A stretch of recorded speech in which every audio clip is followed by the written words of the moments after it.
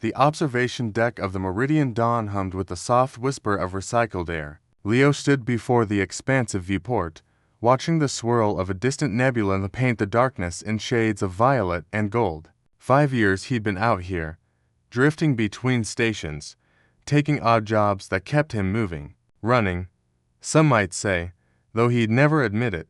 Mr. Leo. The voice was small, uncertain. Leo turned to find Hazel standing in the doorway, her forearms clutched nervously against her torso. The Scythian girl was barely 10 cycles old by her species, counting perhaps 7 in human years. Her skin bore the characteristic cerulean hue of her people, and her large eyes reflected the starlight like polished obsidian.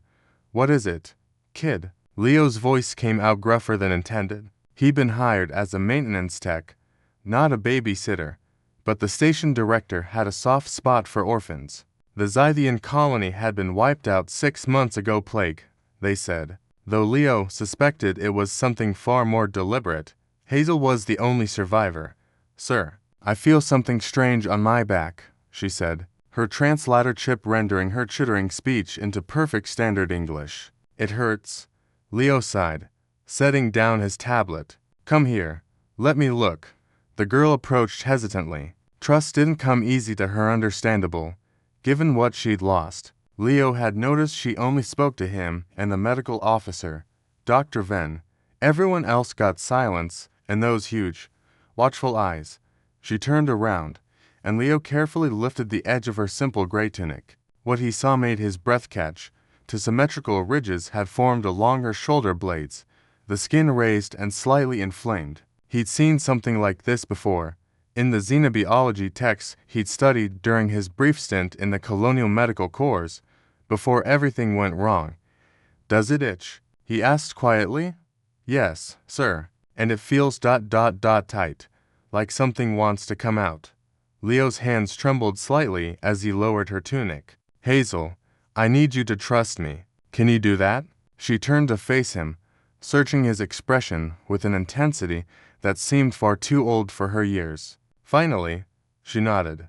"I'm going to take you to Dr. Venn, but first, I need to tell you something about your people." Leo knelt to bring himself to her eye level. "Scythians don't reach maturity the way humans do. When you're young, you look like you do now. But when you start to grow up, your body changes. You grow wings." "Hazel, beautiful wings." Her eyes widened. "Wings, but I've never seen." "I know." Leo's jaw tightened. "The plague that took your colony. It wasn't a plague. It was a biological weapon designed to trigger premature metamorphosis in Scythian children. The adults, they couldn't survive the accelerated change. It killed them." Tears welled in Hazel's eyes, and Leo felt something crack inside his chest, the wall he'd built around himself after losing his own daughter to the war. "But you're different," he continued, his voice softening. "You're young enough that your body might accept the change. You're becoming what you were always meant to be. It will hurt, won't it?" She whispered double quotes, "Yeah, kid. It probably will." She was quiet for a long moment.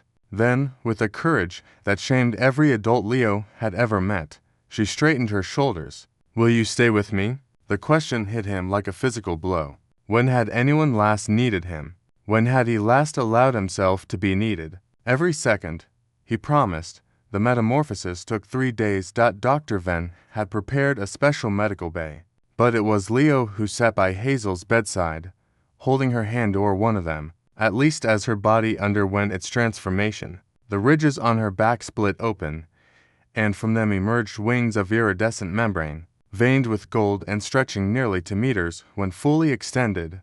She screamed sometimes, the pain overwhelming her young body. Leo talked to her through it all, telling her stories about Earth, about oceans and mountains, about his daughter who had loved butterflies, about the beauty that often came from struggle.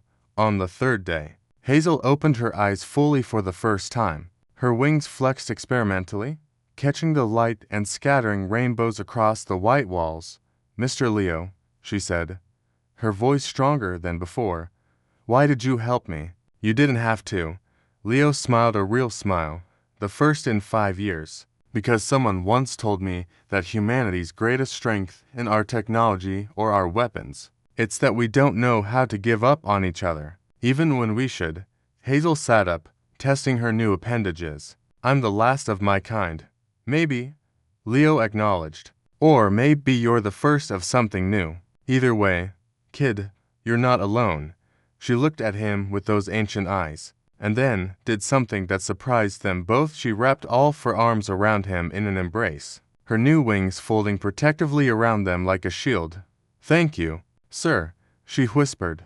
Leo held her close. This orphaned alien child, who had somehow found the cracks in his armor and reminded him what it meant to be human. Not perfect, not unbreakable, but present, stubborn, unwilling to let the darkness win.